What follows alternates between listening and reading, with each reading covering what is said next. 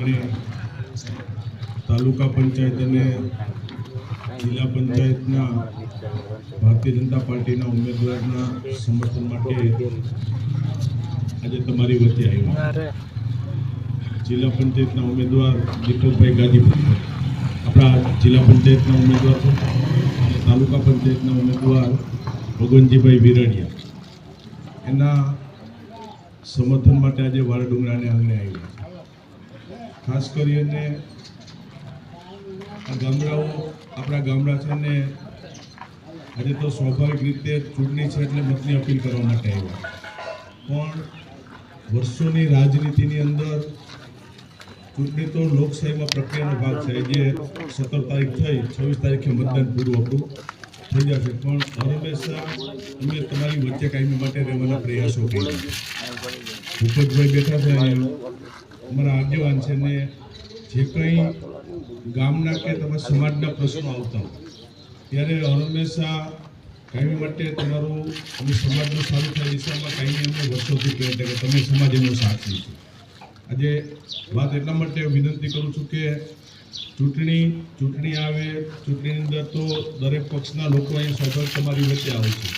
પણ મારે ગૌરવ સાથે એટલું કહું કે તમે જે માગ્યું છે એનાથી વિશેષ આપવાના અમે પ્રયત્નો કાયમી માટે તમારી વચ્ચે કર્યા છે. આજે અત્યારે અમે વાળાડુંગરા આવ્યા અહીંથી એટલે કીધું કેટલા રોડના કામના હાલે છે આપણે તમને સૌ જોઈ શકો છો. અહીંયા ત્યાંથી લઈ અને સીસી રોડ આખો, હાઈવે સુધીનો રોડ આખો, વાળાડુંગરાથી પરોડા રોડ એના કામ ચાલુ થયા છે.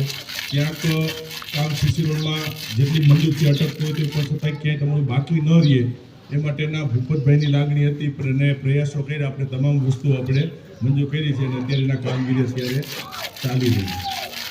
જ્યાં સુધી સમાજની, ખાસ સમાજની વાત આવે ત્યારે કોઈ જગ્યાએ ન થયું એટલું સમાજનું કામ આપણા તાલુકાની અંદર આપણે કરવાની અંદર સફળતા મળી છે. કારણ કે ચૂંટણી આવે એટલે બધી વાતો થવાની. આજે ભૂપતભાઈ એના સાક્ષી છે કે તમે કાયમીમાં જ્યારે સમાજની વાત લઈને આવે ત્યારે તમે માગો એનાથી વિશેષ અમે સમાજને આપવાના પ્રયાસો કાયમી માટે કરીએ. કે રાજનીતિની અંદર અમારી જવાબદારી હોય કે ભાઈ તમારે ગામના વિકાસ માટે રોહિત સરપંચ છે, ગ્રાન્ટો લઈ જાય, ગામની અંદર કામ સારા થાય, એ અમારી જવાબદારી. પણ એનાથી આગળ વધી અને યાદ કરવું પડે, વિઠ્ઠલભાઈ હતા એ વખતથી સમાજની, ખાસ સમાજની જ્યારે વાત આવતી ત્યારે વિશેષ આપવાના આપણે કાયમી માટે પ્રયાસો કર્યા છે. એટલા માટે મેવાસાની જગ્યા હોય કે અહીંયા વાળાડુંગરાની અંદર તમે જે આપણે હોલની આખું આપણું બનાવ્યું એ એમને બન્યું નથી. કેવી પરિસ્થિતિ અંદર તમે આ સુવિધા ઘર આંગણે આપણી ઊભી થઈ છે. તમે બીજા ઉમેદવારો મત માંગવા આવે ને જો 1 રૂપિયાનું કામ કરો તો અઘરું પડે. અને ચૂંટણી કીધું 9 દિવસમાં પૂરી થઈ જવાની અંદર. પણ કામ કરવું, કામની અમલવારી કરાવી અને આવડે એક ગામની અંદર આવડું મોટું આપણે માતાજીનું મંદિર છે ત્યાં જગ્યા ઉપર આ સમાજની વાડી બની, એ સિવાયની મેવાસાની જગ્યાની અંદર કામ, અને એ સિવાયના જે કંઈ સમાજના પ્રશ્નો આવતા હોય ત્યાં હંમેશા કાયમી માટે તાકાતથી પ્રયાસો કર્યા છે. એટલે ચૂંટણીની અંદર અમારી તમારી પાસે એક અપેક્ષા છે કે ભાઈ સમાજની વાત આવે કે હું આ સમાજનો છું, એ ન હોય. રાજનીતિ અમે તમારી વચ્ચે કાયમી માટે રહે છે. તમને જોયું એનાથી વિશેષ આપવાના અમે પ્રયાસો તમને કર્યા કે તમારે શું જરૂરિયાત છે. કીધું કે એક નાનું એવું વાળાડુંગરા ગામની અંદર એટલી સુવિધા, કારણ કે જોઈ શકું કે એટલું તમને કામ આ ગામની અંદર આપ્યા છે. એટલે મારી વિનંતી છે કે ભાઈ આ સમાજનું લડે છે, આને મત દેવો જોઈએ, ઓને દેવો જોઈએ, એવું ન હોય. અમે તમારી વચ્ચે ચૂંટણી 26 તારીખે પૂરી થઈ જવાની, પછી ક્યાં જાય?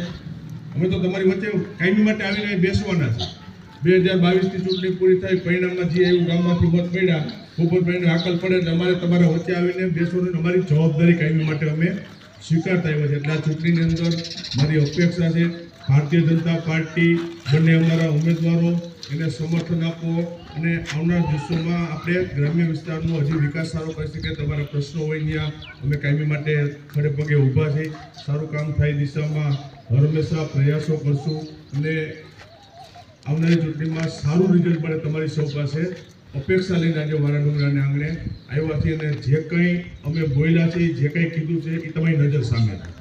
રાજનીતિ અંદર વાયદાઓ હોય, વાયદા નથી.